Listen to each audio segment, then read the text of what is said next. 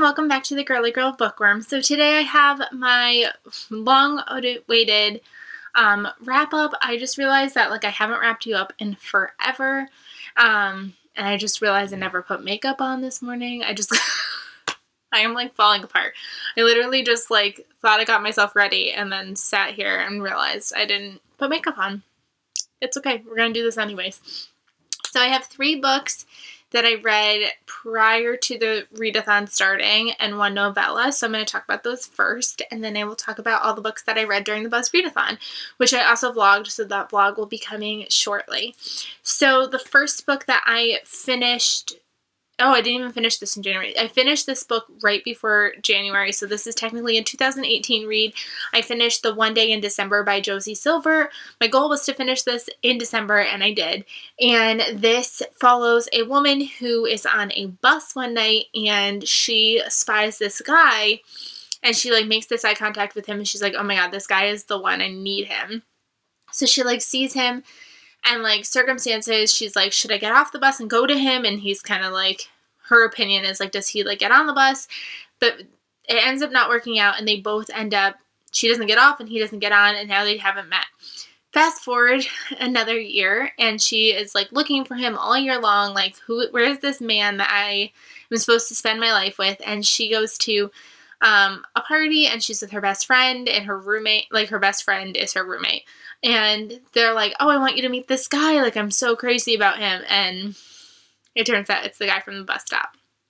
So now she's trying to figure out, what do I do? My best friend's with the guy that's supposed to be my one. Do I tell her? Do I keep it a secret?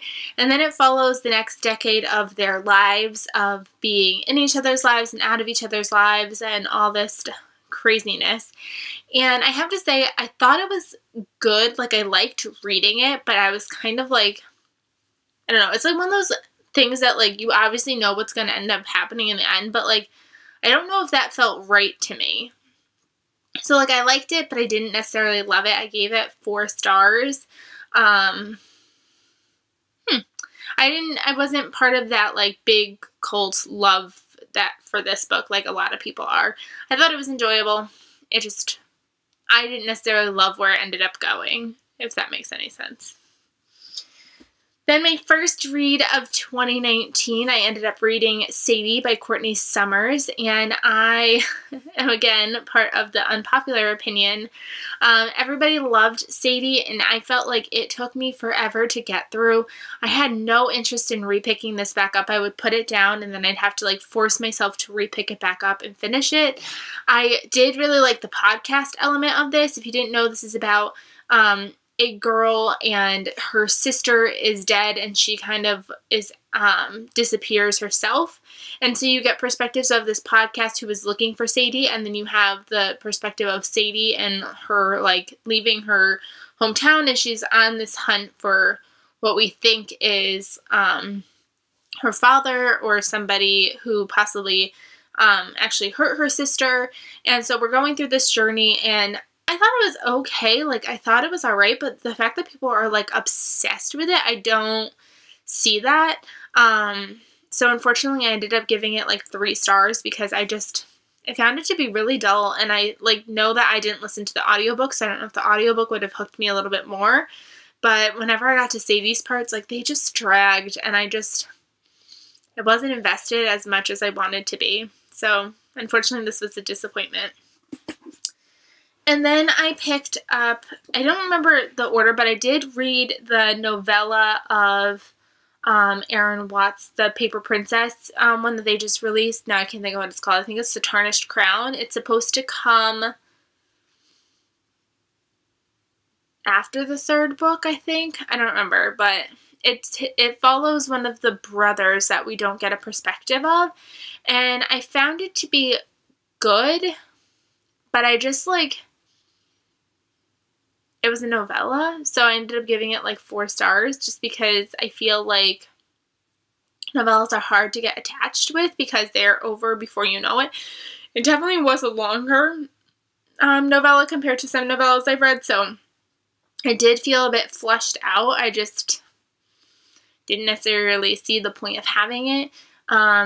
but I still was glad that I got to read it. It was free on Kindle, so that's where I ended up reading it. And I would have liked to eventually had it like on my shelves because I think it would be a little pretty addition to the rest of the series, but we'll see.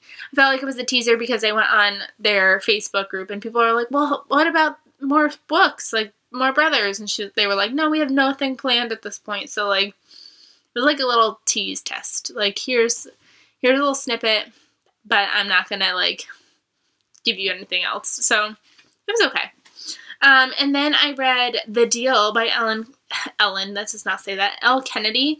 And this is the first book in the Off-Campus series, which is another series that like everybody loves. And it's about a girl who is just going through her classes and her everyday life. And she has this really big crush on this guy. And she's in this class that like everybody is basically failing except she's passing. And this other guy like kind of latches onto her. He's a hockey player and he's kind of like, hey, I'll help you get this guy that you have a crush on if you help me pass this test, if you can tutor me. And obviously we know where that's going to eventually lead. And I felt like it was good, but like, again, I didn't see the wow factor that everybody else has been talking about. I did not necessarily love this relationship. There was nothing like super unhealthy about it, but it didn't seem healthy at the same time. Like it was, I don't know. And obviously they both have like this, like he has this troubled past and she has this troubled past and oh my God. And like, can they help each other get over their troubled past? And I don't know. I didn't really love it. I don't know if I'm going to continue on with the other two books, but I read it. It was enjoyable. It's just not what I wanted. So, bummer there.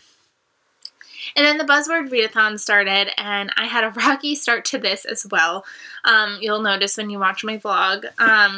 A surprise to an upcoming book haul. The first book that I read was This Lie Will Kill You by Chelsea Pitcher. I got this book at Target one day because I just happened to be in Target, and I saw this, and I was like, oh my gosh, I forgot this was coming out. I need to get this. Forgetting that I have already told myself not to buy this because I had seen so many negative reviews for the NetGalley versions and like the ARCs.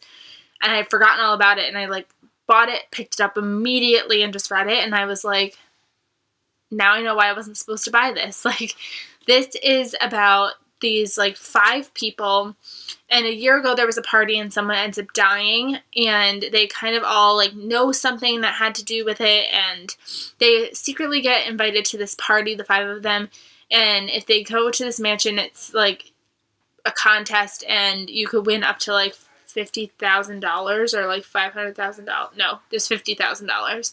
So then they realize when they get there, like, oh no, we were lured here. This is a problem. And it just like wasn't good.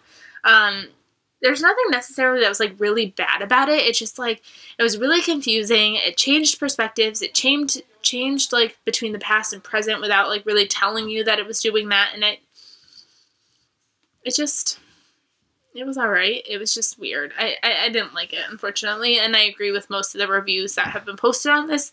So if you are interested or would like to look at those reviews, I definitely say go check Goodreads before you read this. It wasn't very good. And now I'm mad because now I own it. And I knew I shouldn't have. After I read it, I was like, oh, now I remember I wasn't supposed to do this. And then the next book I read was The Lies We Told by Camilla Way. This is another one that like everybody raves about. And I ended up giving it 4 stars, but now that I'm like more that I've sat on it, the more I feel like it's a 3-star review. I went into it knowing absolutely nothing. And it follows this girl and her boyfriend disappears.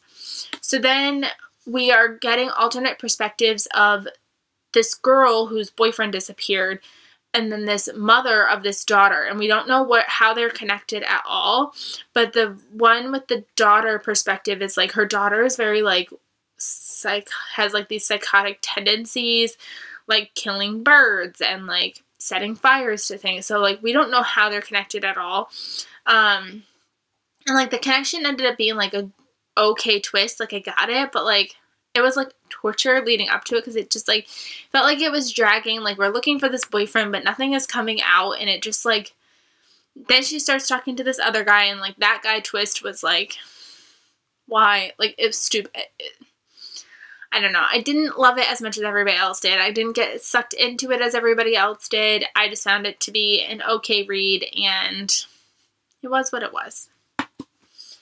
Then it started turning around for me a little bit, and I read The Liar by Nora Roberts, and I have to say that I gave this book 4 stars. This book is 535 pages. It's a beast, and it's about a woman who, her husband is murdered. Well, not murdered, but, like, I don't know why I said that. He is found dead in, like, a shipping accident, like a boating accident. And so now she's widowed, she's got a daughter, and as, like, she finds out is, like, he was lying to her that they have, like, no money, so she has to start selling her house. She's now, like, over $1 million in debt because he, like, never paid for the furniture, never paid for anything, as she realized that basically her entire life was a lie.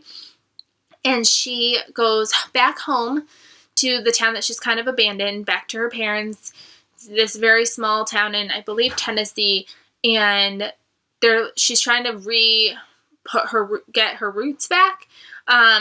The family dynamic was really sweet. There's obviously a love story that takes place, and there's still, like, this element of, like, because somebody is after her now, and she's trying to figure out, like, why they're after her, because she doesn't know anything, and it was really long, because it has Nora Roberts, like, romance elements, but it's also got, like, this thriller element, and then they throw in, like, this random, like, other element to make you think it was something else, but it was really just somebody in the town. Like, it just was very dragged out, and I definitely think it's predictable. I saw the twist coming from the very first page, it felt like. So it was a good book. It's just not anything that was, like, mind-shattering or mind-blowing. So it was good. It just wasn't everything it could have been if it was just a little bit shorter. And then this one took me by 100% surprise. I almost didn't end up squeezing this in at the last second, but I was like, might as well try. And I am so glad that I did. I ended up picking up Lies You Never Told by Jennifer Donaldson. And like I said, I almost put this, like, away and was like, I'll just read it some other time because I have really no, like, interest, but, like, I'm going to try it anyways. And I got this back when we were in LA for, like, $3 at, the last bookshop, or like the last bookstore, and this, guys, I gave this book 5 stars. I really enjoyed it. It's definitely not, like, the best book ever written, oh my god, but, like, for pure entertainment value and things like that, it was really good. It reminded me of, like, one of those, like, trashy Lifetime Movie Network movies that, like, everything goes wrong, you can't trust anybody, there's all this stuff going on, and, like, this follows 2 perspectives, Elise and Gabe. Elise is going through a really tough time, and her mom is basically an oxy addict, so she's basically trying to, like, take care of her mom, take care of her life, pay bills, do all those things, and she just got the lead role in a play, and she starts getting a couple looks at by her play director, and things go from there. Then we also have the perspective of Gabe, and Gabe is going through enough stuff in his life. He's got a sister with Down syndrome, so he has that responsibility there. He has this girlfriend, Sasha, who he ends up breaking up with because she is absolutely crazy, and she'll do anything to get him back. And in the process of one day he's, like, leaving her house, he gets hit by a car, and somebody ends up calling 911 for him, and that turns out to be Catherine, who he ends up making this connection with, and he really likes her, but obviously with Sasha, like, looming in the corner, like, threatening his life and all this stuff, like, things are really difficult for them to make this relationship work. This was so good, and, like, I did not see the twist coming, like, at all, which is probably stupid. Like, I feel like looking back at it, I probably should have known it was coming, but I don't know, like, but I found this to be really, really, really good, and I actually really enjoyed it, so I'm so glad that I ended up getting to this, and this is my first 5-star of the year, so yay! So those are all the books that I have read recently. I'm hoping to be more consistent with videos. I feel like when I vlog, since I'm filming every day, technically, I forget to actually, like, sit in front of the camera and film because I'm like, I'm filming, like, forgetting this whole part.